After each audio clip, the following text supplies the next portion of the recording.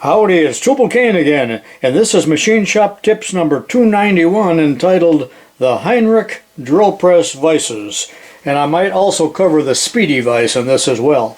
Now in the previous video I spent some time talking about the Heinrich cross drilling jig, and that's a wonderful thing, but we're done with that for now. But these vices here use the same mechanism here that Mr. Heinrich invented a long time ago in the 40s or 50s, and I'll talk about that in a second. But I've got several different Heinrich vices here, and they're called grip master vices, and they are rapid acting.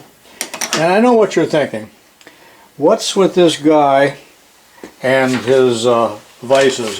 He's just got so many vices, and I do. I suppose I got 20 or 30 drill press vices, and I know it's been a recurring theme in my videos, and it's somewhat of a fascination or obsession or a fixation with me, bordering on a fetish.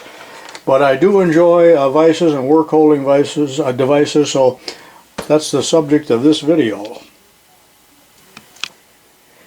Back in 1951, Mr. Robert Heinrich of Racine, Wisconsin filed for this patent, and there's the number of it, for this locking mechanism for vice beams.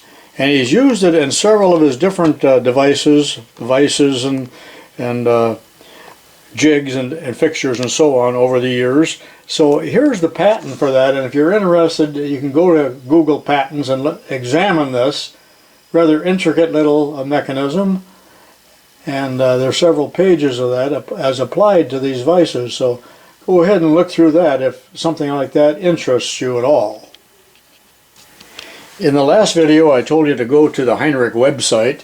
You might be interested in seeing the complete catalog, but you have to buy these from suppliers, and this is all upper end stuff. It's not just dime store tools, but they made the grip master vices and then also a fixture like this that you could employ into your own jigs in a factory, and they made both a bandsaw vise and a drill press vise also using that same mechanism, and I did have those at the school, but the kids sawed the bandsaw vise in half.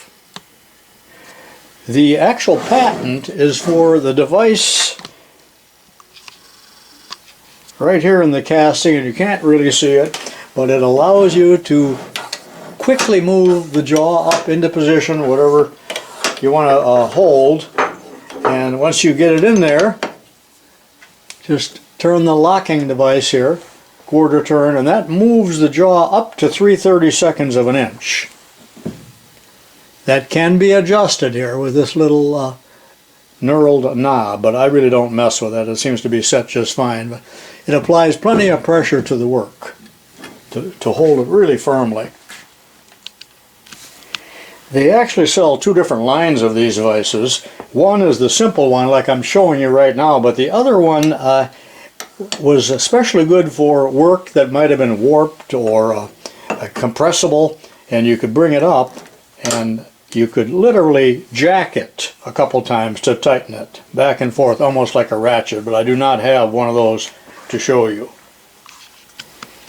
These vices are available in several different sizes. This is a 3-inch wide and this is a 4-inch wide. They're also available both with the flange type base that you can bolt down with T-bolts, and I don't particularly like that. I prefer the ones that are flat on the sides like this so that you can use them on their side. Hold the work in there vertically or whatever you want to do and slide that around on the table. I do prefer that, although I like that smaller size of the 3-inch, so I wish I had this model in a 3-inch. These are hardened and ground rods. Slide freely, so they're just nicely made. And this is an option that came with this vise, and it's just a little V-block that would help you to snaps right in with spring steel pieces there and allows you to hold your work vertically as such, and that quickly it's locked down and ready to go. And there's even an oil hole right here for you. If you spent much time in a factory, you know that most of the drill presses are equipped with what I call production tables. They have T-slots in the coolant trough that goes all around the edge and are generally larger than the tables you see on the home style drill presses, but these tables are particularly nice to slide this type of vise around. And in some cases, notice there's steps on here in the jaws also, real nice, so your work won't get pushed down as you drill it.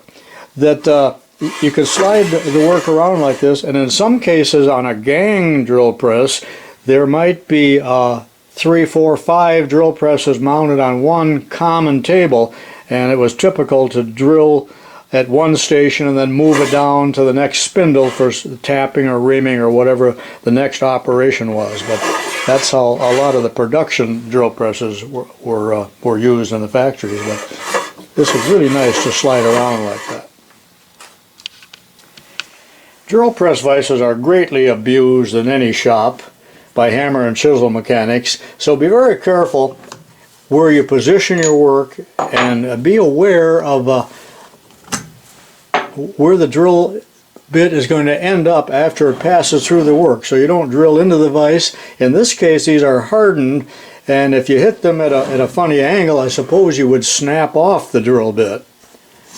So think about that when you drill. And I'll show you some examples of what not to do momentarily. But that concludes my little short discussion here on the Heinrich Gripmaster vices. Get a grip with Heinrich is their motto. I like to clean my vices from time to time when they get all oily, and for over 40 years I've been looking for the perfect thinner to do that. One that cuts the grease and is non-toxic and inexpensive and has low odor and is non-flammable. And finally, after 40 years, I've found the perfect thinner.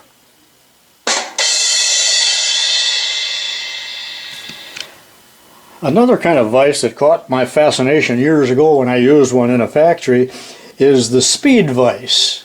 And that's made by Cardinal Machine Company out in Glendale, California.